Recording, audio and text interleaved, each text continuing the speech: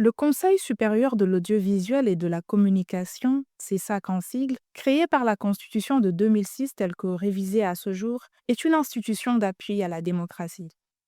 L'une de ses missions, veiller à l'accès équitable des partis politiques, des associations et de toute autre personne aux moyens officiels d'information et de communication. Mais qu'en est-il dans les faits, surtout en période électorale? Bonjour, je suis Déborah Sabanga, fellow à Ebouteli. Voici un résumé de notre note CESAC régulateur ou partisan à retrouver sur www.ebouteli.org. Dans ce briefing, nous revenons sur le rôle ambivalent du CESAC, censé garantir un accès équitable aux médias, mais de plus en plus perçu comme un organe partial à cause de sa composition politisée et de ses décisions controversées.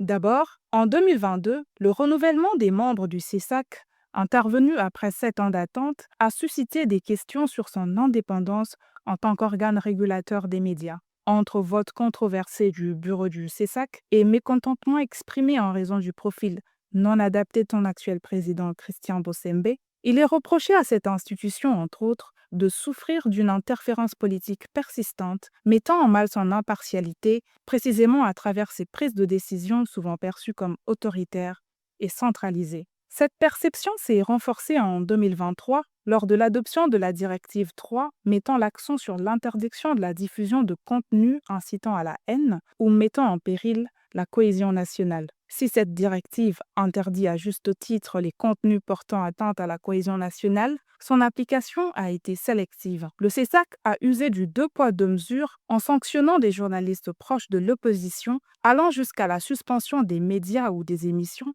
tandis qu'il est resté presque inactif à l'égard des acteurs politiques de la majorité au pouvoir. Par ailleurs, malgré les contraintes financières auxquelles le CESAC fait face, ce dernier a initié quelques actions positives, notamment une campagne contre l'immoralité et la délinquance dans les médias et réseaux sociaux.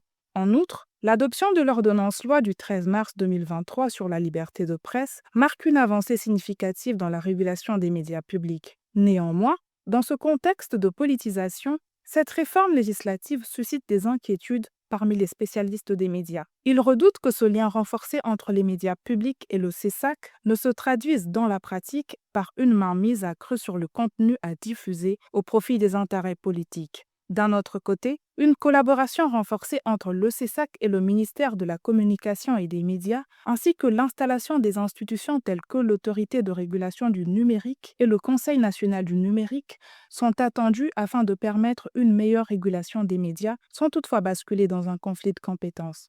En attendant, le CESAC a encore un long chemin à faire pour s'affranchir de l'ingérence politique et de la dépendance financière afin de rehausser sa crédibilité. Merci d'avoir suivi ce briefing.